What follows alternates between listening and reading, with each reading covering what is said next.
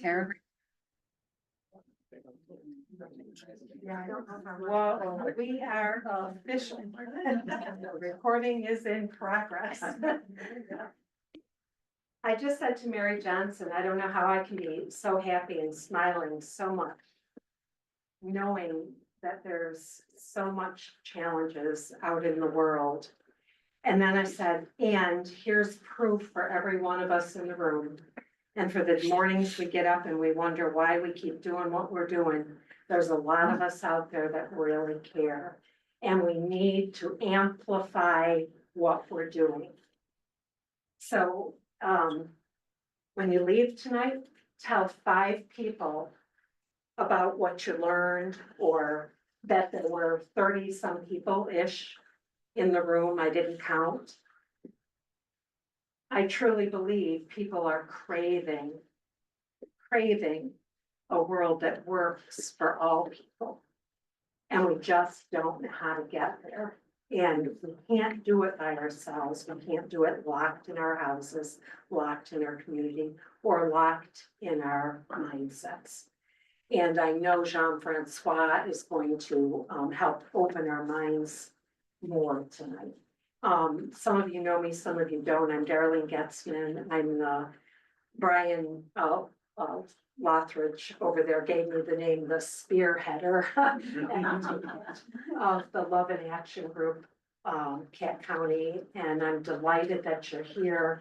We are doing this in partnership with Olean Library. And if you would say your thank yous to them, they are just phenomenal. Thank you, Chad. Everybody has just been so very helpful. So I am going to pass around a post-event survey and do one little ad and then turn it over to Athena for the official introduction. But next Wednesday, we are going to be showing in the same room a film called Divided We Fall, Unity Without Tragedy.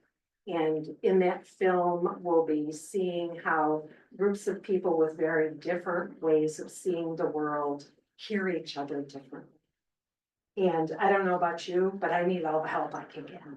And so I hope you'll come and join me next Wednesday. And I'm going to put some flyers over there if you haven't seen them. Thank you. And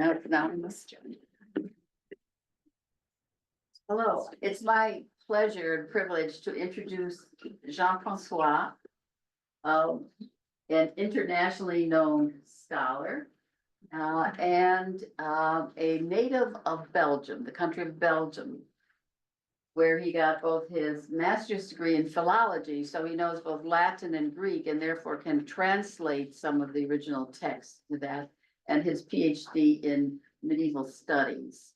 Jean-Francois lived and worked in Belgium and then came and worked with different Franciscan groups in the United States and in other countries, and actually facilitated an international group of men and women. He moved to the United States to marry me. And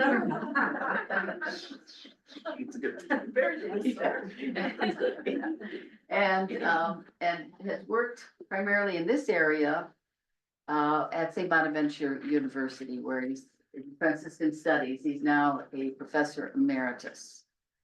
So he's a natural storyteller, and he amazes me because he can know so much and talk without a lot of notes, which I usually use. So, honey, it's yours. Thank you.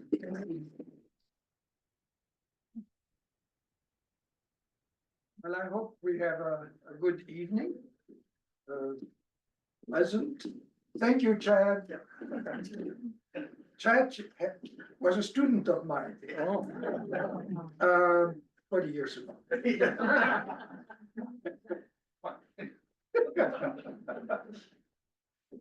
So the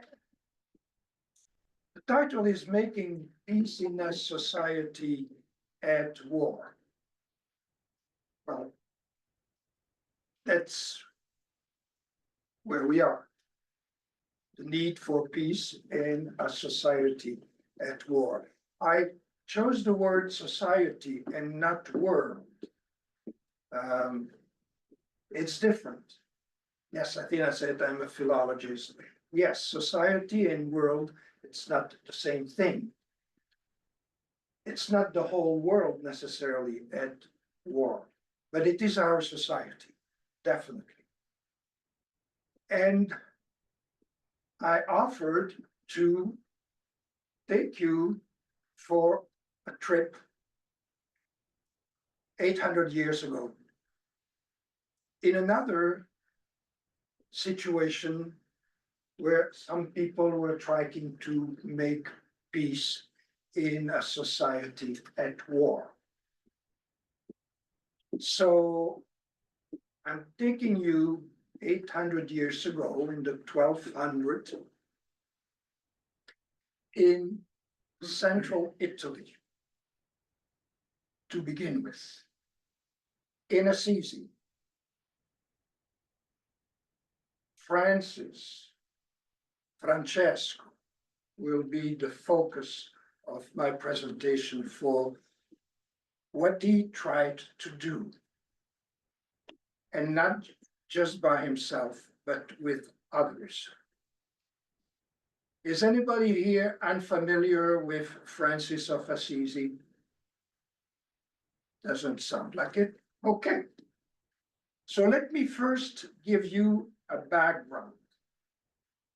What kind of society was it in Assisi 800 years ago? Well, first of all, the society is divided. Two major classes. The old one, based on land, rural, that we call the nobility. Actually, noble means that they're known, and they're known because they have land. That's how it goes. Assisi is on the slope of a hill. And so the old nobility, the landowner, are in the upper part. In Italian, la parte di sopra. But then there are the newcomers, la parte di sotto. They don't come from owning the land. They're actually a new established class of business people, of craft people. And they have been developing a new source of wealth. That's the beginning of what we still know today as the monetary system. The old nobility have a vertical mindset. They're organized on top. The new class has a communal set, horizontal. They didn't get along. They had to find a way to live together, but it's always in tension. And in that society at that time, those who have money want to buy land, and those who have land want to have money. And it's all the way like that. It's a society that is socially and economically divided and in constant tension. There is another division in that society. It's a gender division. It's a patriarchal society, which means that only the men have a public presence. Don't even think of having a woman mayor of Assisi at the time. The women are responsible for the house, the home, the kitchen, the children, and going to church. So that's basically the background in Assisi. The tension is about something that shouldn't be unfamiliar today. It's about power and possessions. More power and more possessions. That is the picture in which that man, Francesco, Francis, the son of Pietro, the grandson of Bernardone, Francesco di Pietro di Bernardone. He is from the business class, but he's the son of a very successful businessman. So he grows up with not too much to worry about. As a matter of fact, he's well known to party, and he's well appreciated in the parties because, well, he has enough money to pick up the tab. But he's pretty much self-centered. It's about him. And what does he want to do? Actually, the business of the father, it's in cloth, it doesn't really excite him too much. He wants to step up. He wants to become part of the nobility. And to become part of the nobility, he has to become a knight, military. He tried that. With actually the complicity of his father, who actually sees, wow, if my son can reach that. But I will not go into details, but he failed. He failed, found himself prisoner of war. It took about a year for his father to pay the ransom. Difficult to pull the money out of the pocket, even for your own son, is strange. But he tried a second thing, but it really turned around, stopped. And we see them in a period of depression. He failed. He's a loser. He didn't make it to become a knight. And he really does not enjoy life anymore. And he spent a lot of time outside of the city. What is outside of the city? Outside of the city are people, laborers, peasants, people who work, struggle. They work for the people who are in the city. They have to give part of their production. And they are also people who are definitely outcast. And the outcast of the outcast are people with leprosy. And at the time, leprosy is any kind of skin disease, not necessarily leprosy, the Hansen disease as we know it today. Many, yes, and it's contagious. But if you had psoriasis or all kind of strange thing on the skin, you shouldn't stay. And it was dramatic because somebody would be diagnosed with leprosy there would be actually a funeral with the living dead. And then escort outside of the city, and they were in colonies with all kinds of regulations, the way they should be dressed, the way they should announce themselves when they're on the road, etc. We know that Francis was a very sensitive person, and we know in his own writings that the most awful thing for him was to see lepers, people with leprosy. And yet, that's exactly where things will change.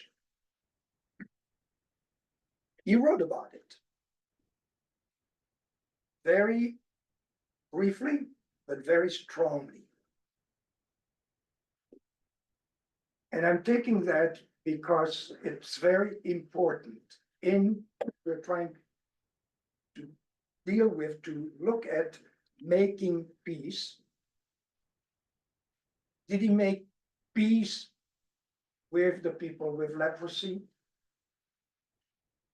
Before getting there, we have to just see what did he say or write about the experience. So he's lost. He spends a lot of time outside. And it's certainly not a curiosity, an idea that he would like to say, oh, how they doing, those people? He would stay away from that. Until one day. Then he has, of course, a religious expression of the experience.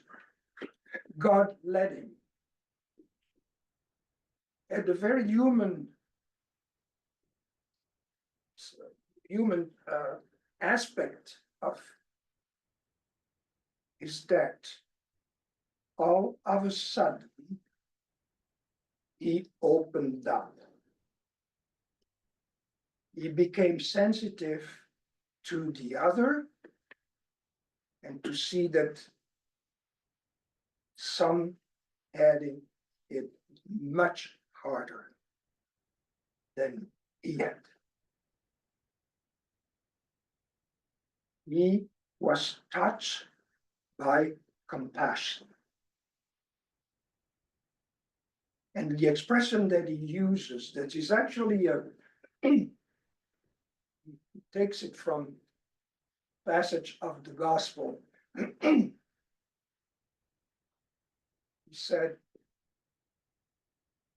I did mercy, misericordia, mercy with the lepers.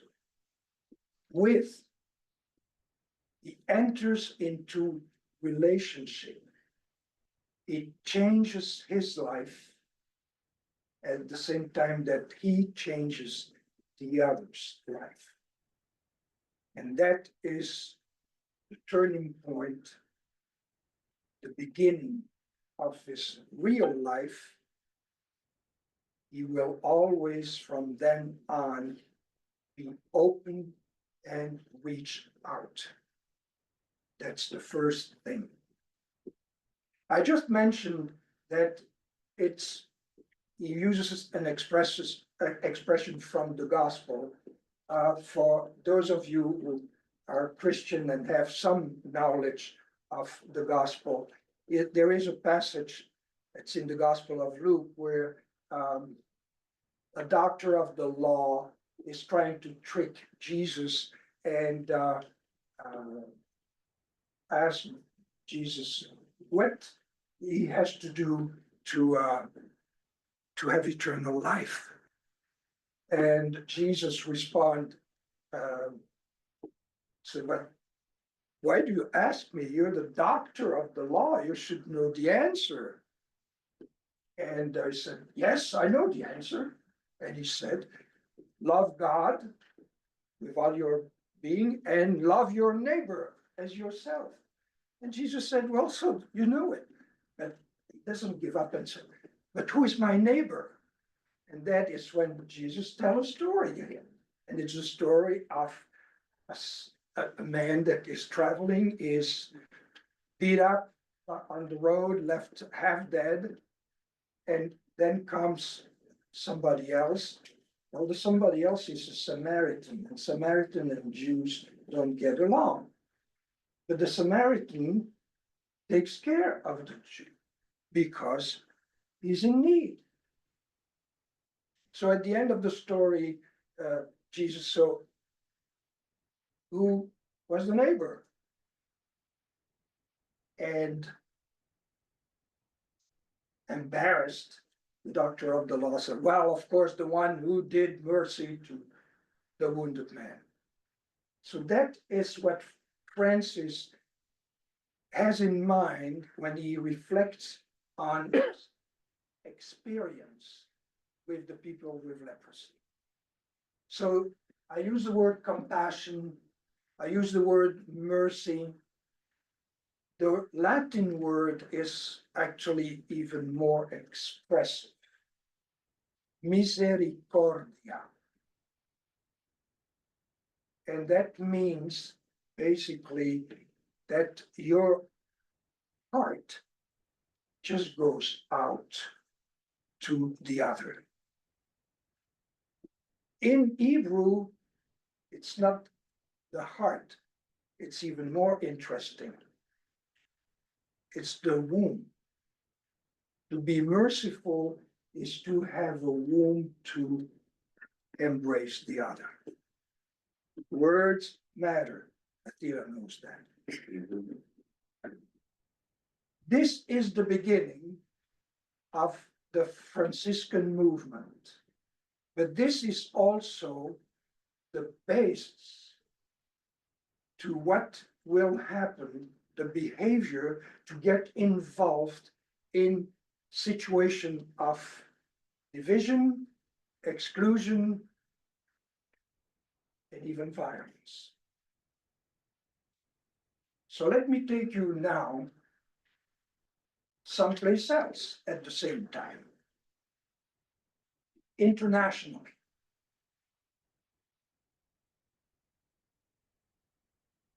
Europe, and Assisi is in Europe, at that time is identified as Christianity. But there is another word that started in the Middle East with another religion called Islam. And Islam is expanding.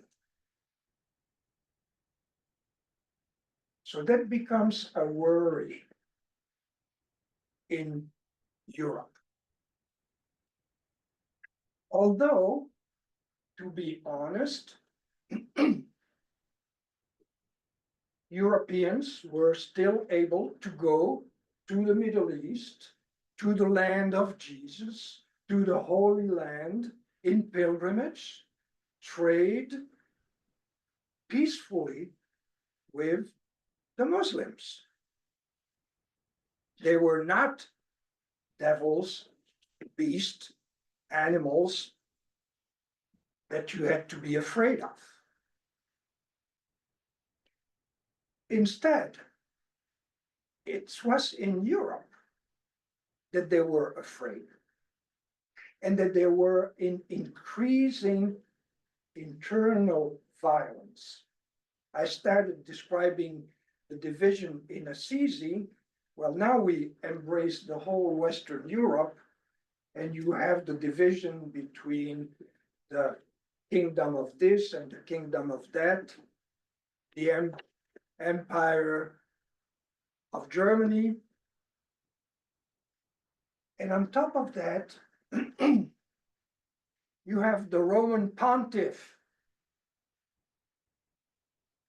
which we call today the Pope. When the Roman Empire collapsed, the Bishop of Rome took the place of the Emperor and the title, Pontifex. And so we see through those medieval centuries rivalry between kings, emperor, and the pontiff. Rivalry between spiritual power and secular power. And the pontiff says, I have both.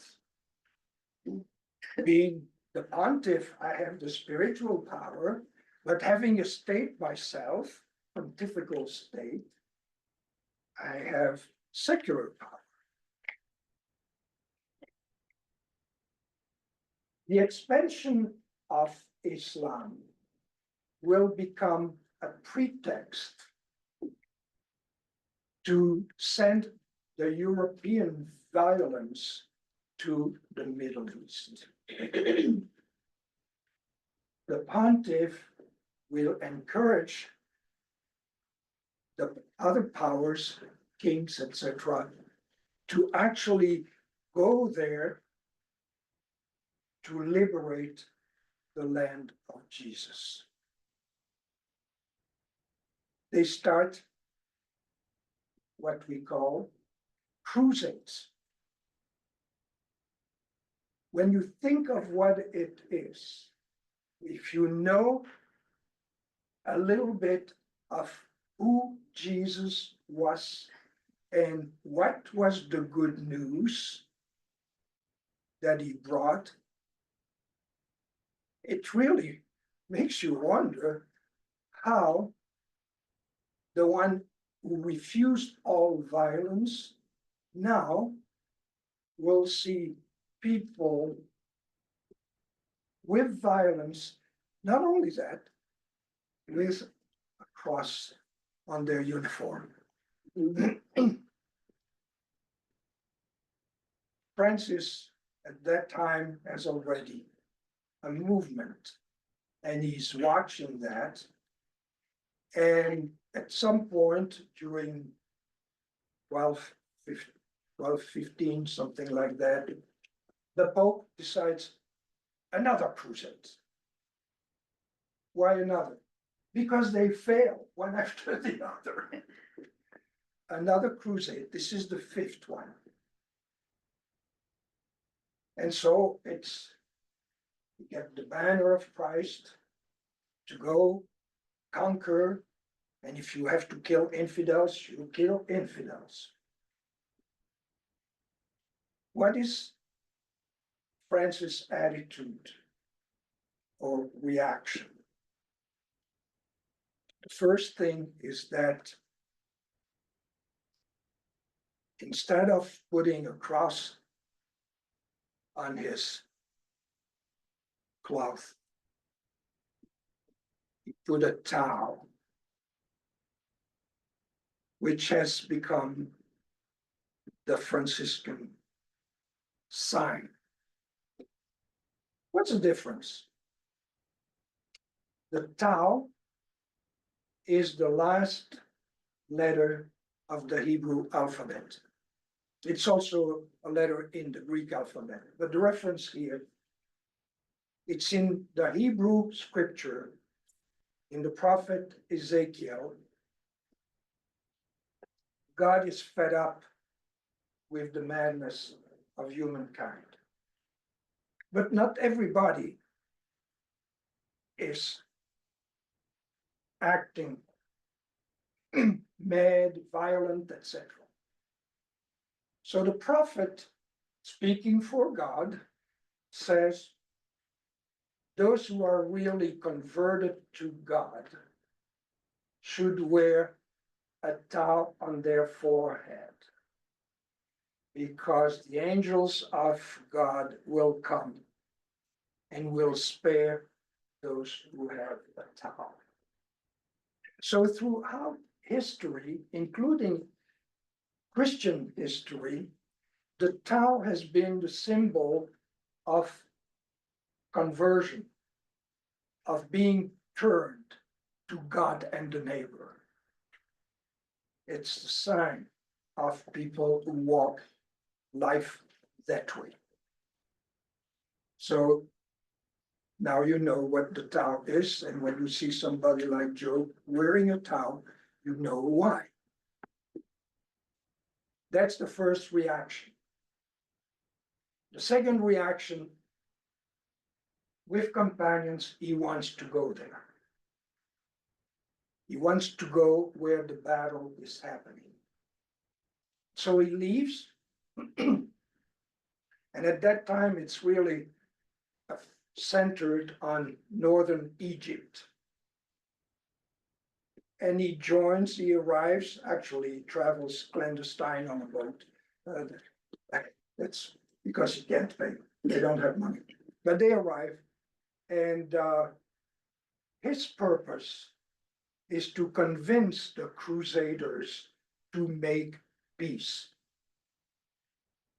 They refuse. And I must say that actually the real head of the Crusaders there is a cardinal, Pelagius, who mocks Francis and said, no.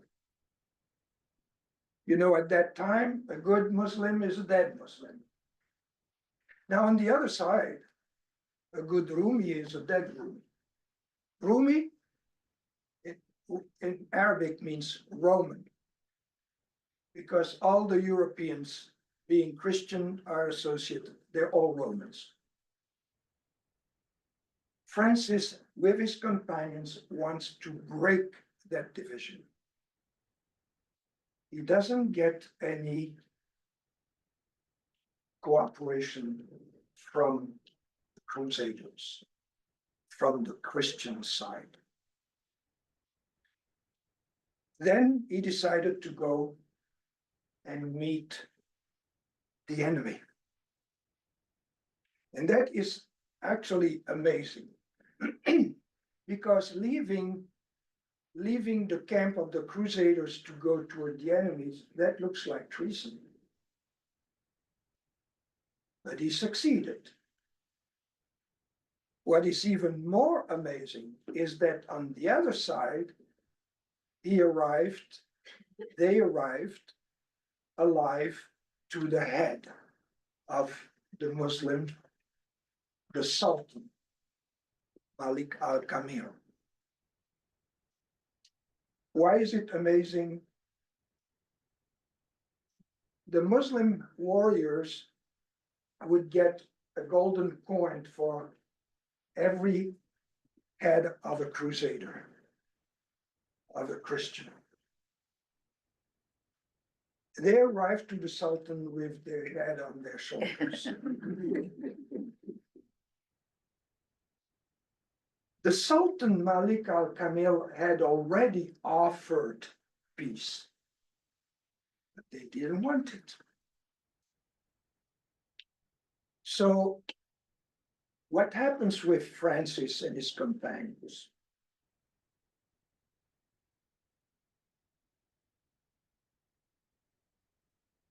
He was expecting to actually be killed as an enemy. But it didn't happen. And it didn't happen because, surprise, surprise, they're not bad people. And the Sultan was interested in that unusual behavior of Francis, of Rumi. And actually, they spent weeks together talking, interested in each other. Francis was really touched by Islam, by the way they refer to God, the way they pray. He was very touched by a daily prayer that Muslims have on the 99 names of God. And they use some sort of a, well, it's actually the origin of the rosary. They use something with 33 beads that goes 3 times to reach 99. Why 99 names of God? Because the 100 is unknown. The mystery of God is still there preserved. We know that Francis was touched by that because he composed, and we have the autograph, a piece of parchment of his own hand. He composed something with his 33 names of God. Basically, what he realized is that there is one thing that the Muslim cannot figure out. It's how can God be one in 3 persons? The Trinity, which is actually not very original. Anyway, he was touched. And when they came back to Italy, because they came back to Italy actually with presents from the Sultan, we still have objects in Assisi. Francis had several writings to actually invite people to do things like he had seen with the Muslims. And in the life of the brothers, he added a piece saying basically this: those who want to go and stay among Muslims, they can do it in 2 ways. But first of all, they should abstain from quarrels, disputes, arguments. And then they should be among them of service. That, of course, at that time, are you kidding? Christians among Muslims serving them? That is the gospel inspiration that actually resonates very much. He understood that Islam, the translation is submission. Submission. How can I help you? That's the attitude. So did he bring peace in the Middle Ages, in the Middle East? Some way, he certainly developed a relationship and was able back to Europe to propagate that there is another way to relate to them.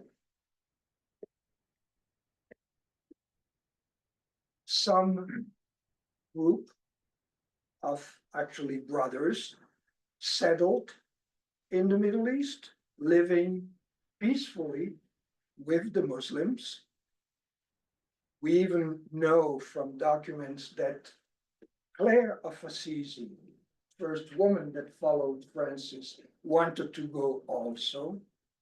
So you see a totally different approach from the Crusades. Conquer. And he said, no. Enter into peaceful, respectful, appreciative relationship. Now back to Assisi. Francis is getting older, well, not that old, but sicker and sicker. And there is that winter that he's spent in the hospice, taken care by Claire and the sisters who had a hospice. He's almost blind because he contracted the virus in the Middle East that is attacking the optic nerve. But he composed that monument which is actually until today the oldest piece of Italian literature that we know as Canticle of the Creatures or Canticle of Brother Sun. We still have it, thank God. We lost the melody that he composed, but that's in a way that leaves it open for us to bring new melodies to the text. Shortly after that composition, there is a big conflict in Assisi. The mayor of Assisi gets mad at the bishop. We don't know why. Seems that they were both temperamental. Anyway, the mayor decides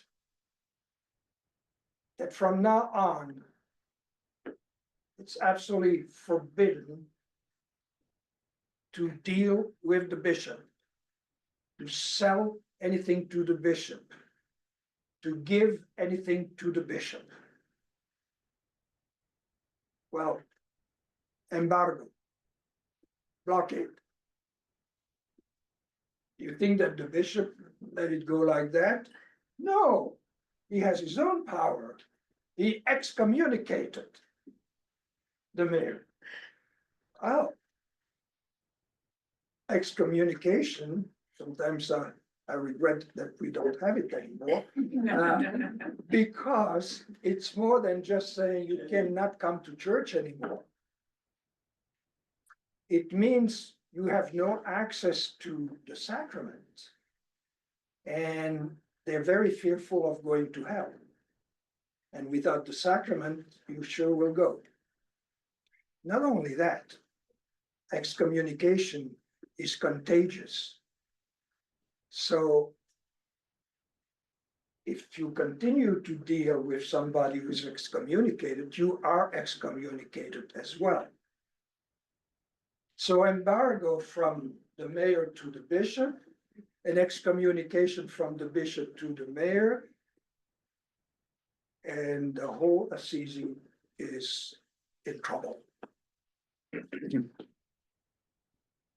Francis is sick, but he's brings a few brothers and said, "This is a shame.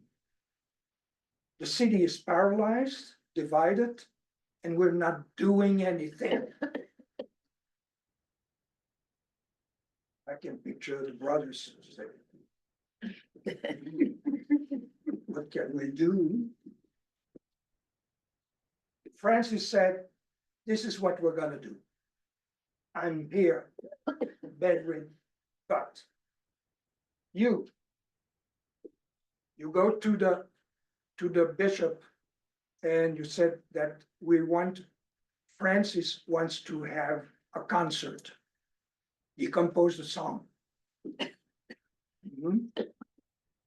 You go to the mayor, say the same thing, but tell the mayor that the concert will be at the bishop's place. Okay. Well, they both loved Francis. And then he has a choir of brothers to sing the song. It's the Canticle of the Creatures, but then he added something about forgiveness. Blessed are those who forgive. And so the concert happens without Francis, but he organized the whole thing. And the power of music. The first one to get teary was the mayor. The mayor is really touched and said, basically, we're stupid. Why do we do that? And he then tells the bishop, I'm sorry. We should reconcile. And the bishop, a little embarrassed, said, well, I know I have a bad temper, and they embrace each other. Peace.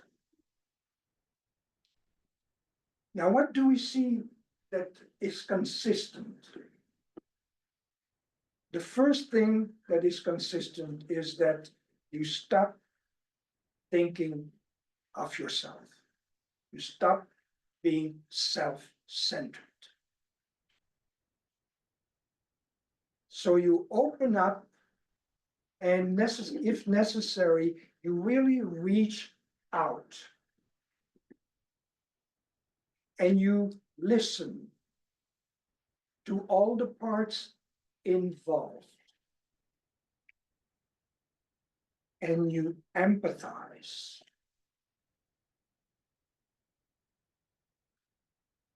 And then you do something.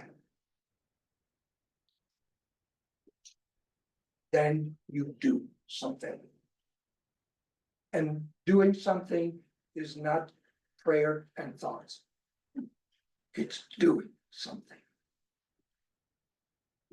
This is what I wanted to share with you. So if you have any comment, any question, request, we still have a little time. Yes, I just, I was in naval intelligence in 1967 when they had the 6-Day War. And I mean, this is about nuclear weapons. This is about these weapons that can totally destroy and kill and put radioactivity in the air and the water. And we are very close to nuclear war, both with Russia and with this conflict between the Jewish people and the Arab states and Iran and all that kind of stuff. And we have got to figure out and do something different than has ever been done before. And it has to come out of the people, not the government, not Camellia or Trump. It's got to come out of the people and not just Americans, because this nuclear thing is affecting the whole world. We were so close in 1967, and now the Russians have 5,900 of these nuclear weapons. And so we've got to, they can't, these people that are running for president, either they don't want to talk about it or they don't know, one or the other or both. I don't know if that's possible, but we're at a crucial point on the planet. And we got to come up with some stuff about really getting to peace. We have all the technology for people to have everything from food to the dentist to the doctors, architecture, and all. We have 86% of the knowledge needed. And killing babies, this has gone far enough. This killing old people that don't have guns and all, this is not great warriors fighting like World War II or whatever. These are people that are they've been brought to an animal state. And we somehow we've got to get rid of all this nuclear stuff, because that what Russia is doing is threatening us with nuclear war. If we help Ukraine, if we go over to Ukraine, American soldiers, and go into Russia and fight them. So this is all about nuclear stuff that St. Francis of Assisi would have no idea. I mean, it's beyond, it's way, way beyond anything that would happen 400, 500 years ago. I don't know the whole story. All I know is that Jesus said to the Roman top people's sons, you don't kill anybody or you're not going to go to heaven. And they said, we can't have this guy preaching that. And they went after him, and we all know what happened with Jesus, not just the crucifixion, but all the suffering. And then they went after the apostles and all the followers to kill them. So the Christian thing that's preached, stuff has been edited out. When Constantine, he wasn't a Christian, but his mother wanted it to happen and some other people wanted it to happen. He said, we'll edit out this part where Jesus says, you can't kill anybody, you're not gonna go to everlasting life. That's basically what it's all about.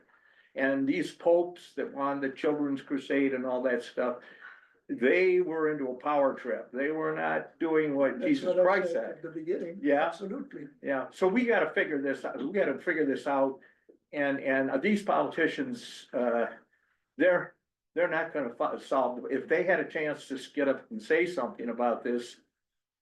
And then on top of that, we have an economic system where we owe $34 trillion. They don't have any solution to that. Then we gotta come up with that solution. So that we can, have people who are working hard for a living get more money, a lot more money than they're getting right now. And we gotta do that, and we have to do it within the next 2 weeks, 3 weeks, or we are doomed. We're really at a point. When I was in naval intelligence, we were 22 minutes from nuclear disaster. They had already ordered a nuclear strike on the Soviet Union. And we had to wait for the Strategic Air Command to go in and knock out the radar systems coming over the Arctic. And the nuclear strike had already been ordered. And if the Soviet Unions found that out, they would have attacked us. And so it was all kept secret with this USS Liberty thing. But what I you was said- there. I was there. What you said, I confirm, it's up to us to do something, not wait for others, Yes, not wait for the powers that be. Yes. And in every century, like the 13th century, there were these crises, there was this Yeah. power. Mhm. Crusades were powerful, they were just power hungry people. And yet there were people that wanted peace and acted that way. I think it's different, we're in a different age, but the example of the early Franciscans is a good example. Mhm. You have to change it according to your own situation, but the fact that they did, and they faced their own demons and things that happened in that day. You know, Yeah, I think kind of going off of that, a really good way to start is to like call our local representatives, so maybe that could even be like an event. In the near future that we kind of do, maybe we can like all get together, have a little script, make a little script together. Something like that, so if you would be interested in that and you wanna like put your information down at the end of the survey. That could definitely be an upcoming event soon too, definitely something to like get involved, have that like grassroots feel of like us. Doing something like that, we definitely need to, cause I absolutely agree with that, like, it's not gonna get done unless we do something. Yeah, we definitely can't just wait for. do something. and get it on videotape and get it on television to the world, not just to America, to get these politicians up there. Get Right, well, we're people, gonna just start with some small things that we actually can do. we can get And, together, and I think that was a great idea, Kennedy, thank you. yeah, we can do it. So we're gonna use, if you're interested, you can use the back of the post, the survey that I think everybody got a copy of. And if you'd be interested in coming together to, I'm trying to think of, how to. What exactly that looks like. To let local legislators know that we do not agree with current foreign policy. Just before I came to this meeting tonight, I had gotten an email and the, a Gaza Health Organization had the names of all the people that had been killed, and the first 14 pages were all babies children under the age of 1, babies, 14 pages of names. And personally, I've sent a good number of letters locally that get a canned response. You know, and we're not making enough noise, so if it bothers you enough, and you want to make some more noise and not feel alone in that. Cause I know for me, that can hold me back. Feel free to, on the back side of that survey, say, yes, I'd like to do something, and we'll figure out. You know, obviously, you gotta put your contact information on there, we got a problem. All right, so any other comments or questions for Jean-Francois? As well. How do you look at another aspect? You know, I come from a country that had divisions. I mean, you know, past 200 years.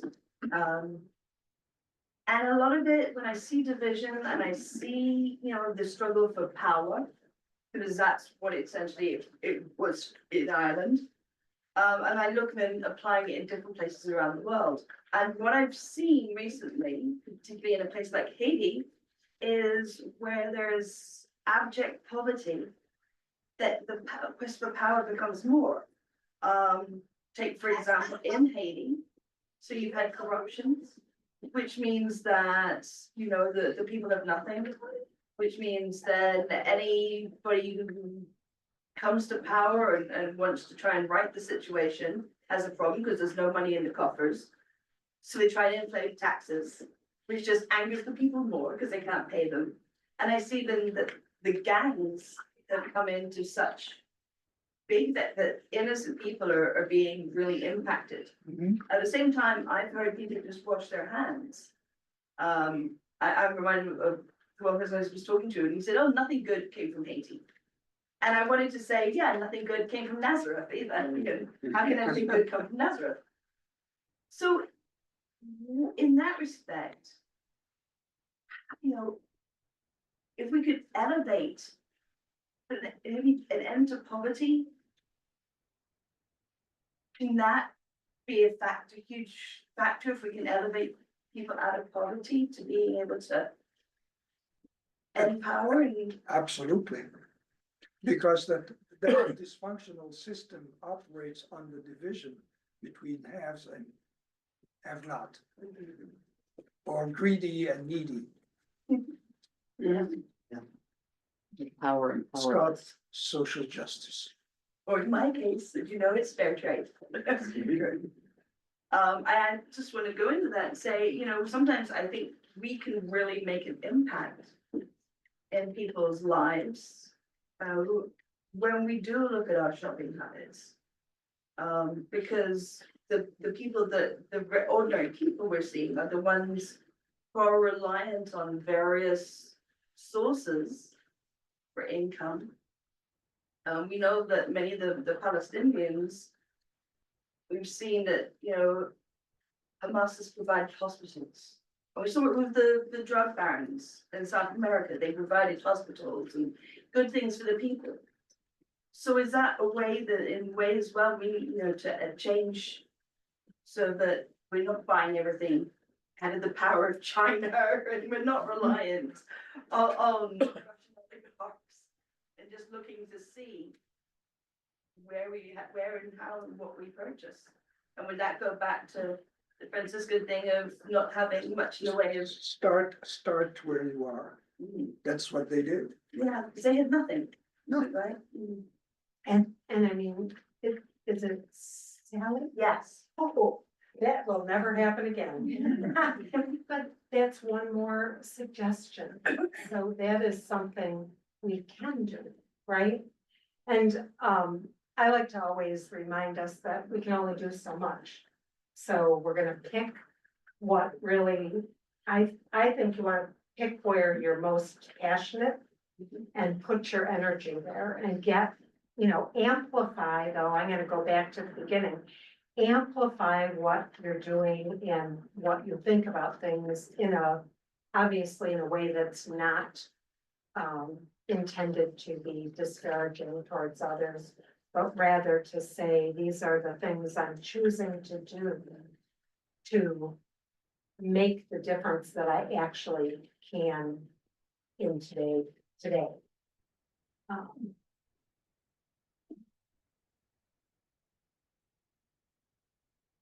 I just kind of wanted to say, part of what we do is we are educating ourselves, we are educating each other. And we are learning about what problems are. Sometimes we go through our lives and unless the problems affect us, we don't know what they are. I think, the suggestion when we petition the powers to be locally, with our thoughts and prayers, I think we should also send out an invitation. And, part of the thing that I saw in common with what you said about Francis was having people of opposite ideas in the same room, of living in the same place, bringing people who are apart and finding ways to bring them together. And Sadie, thank you, because next week's film is gonna show us one example of an organization that is doing that.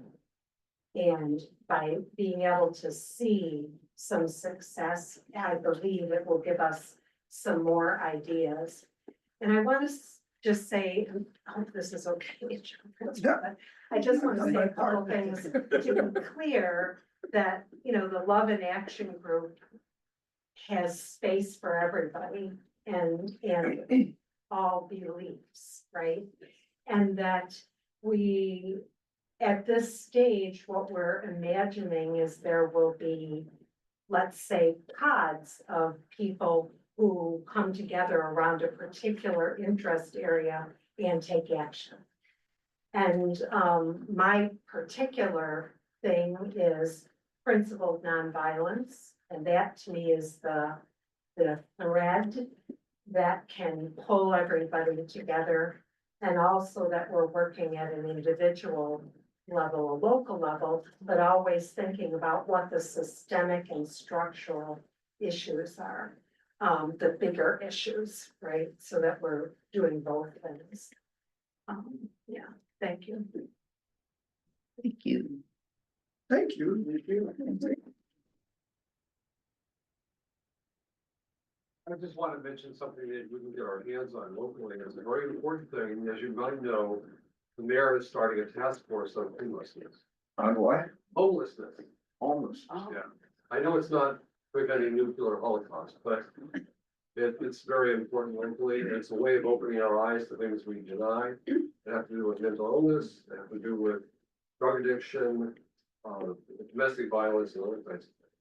And it's gonna take an army of people to work on this. We just can't let the task force work on it. Keep your eyes and ears open, be ready to help. Because, just to begin with, we have a lot of prejudice in this community against homeless people.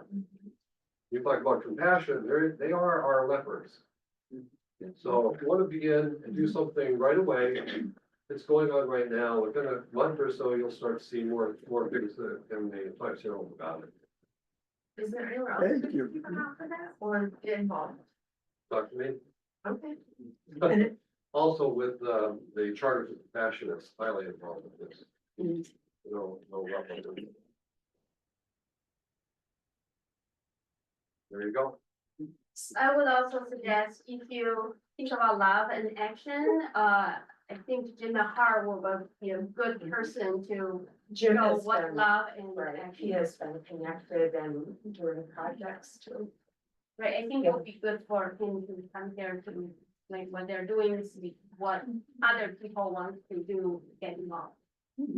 Because there's already a existing organization doing it, so instead of reinventing the wheel within bullet points. Yes, make a big leap. Right. The pods of people.